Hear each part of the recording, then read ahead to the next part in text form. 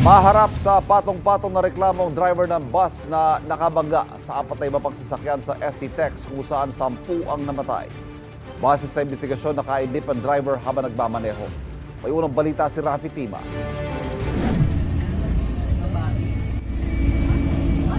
Ito ang nasaksihan ng mga napadaan sa SC-TEX northbound papunta sa toll plaza ng Tarlac.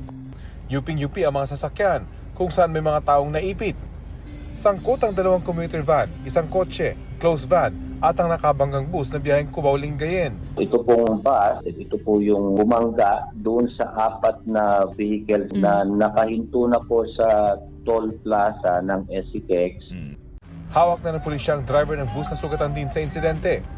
Base sa investigasyon, Naka-exit na po siya. Yung bus driver po ng Solid North Transit na siyang unang bumangga dun sa mga sasakyan. Sa pagkaka-idlip niya, dahil full speed po siya, so kaya po hindi niya namalayan na approaching na po siya dun sa SC-TEX toll plaza.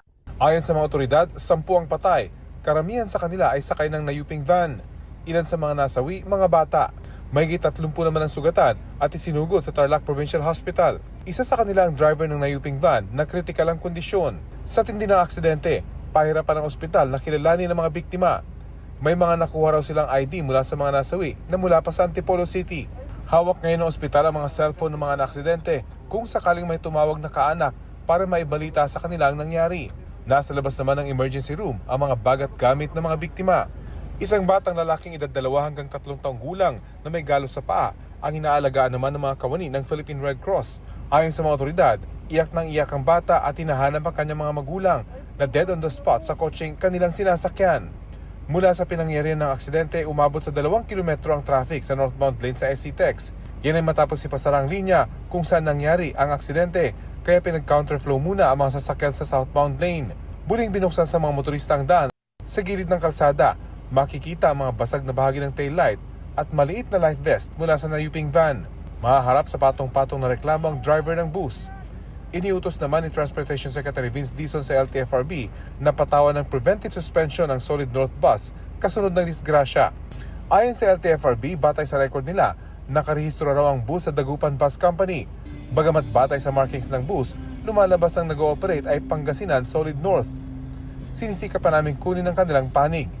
Ayon pa sa LTFRB, maglalabas ng show cause order para sa operator ng kumpanya. The reason of the suspension is preventive po kasi yan. Para ma-check po ng ahensya yung mga buses and then magkakaroon po ng mga tests yung drivers. They are inclined to issue a suspension of the fleet of the operator ng mga bus nila na ang biyahe ay Cubao to Dagupan.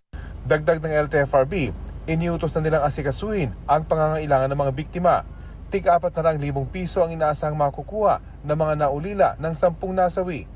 Ito ang unang balita. Rafi Tima para sa GMA Integrated News. Kapuso, huwag magpapahuli sa latest news and updates. Mag-iuna ka sa balita at mag-subscribe sa YouTube channel ng GMA Integrated News.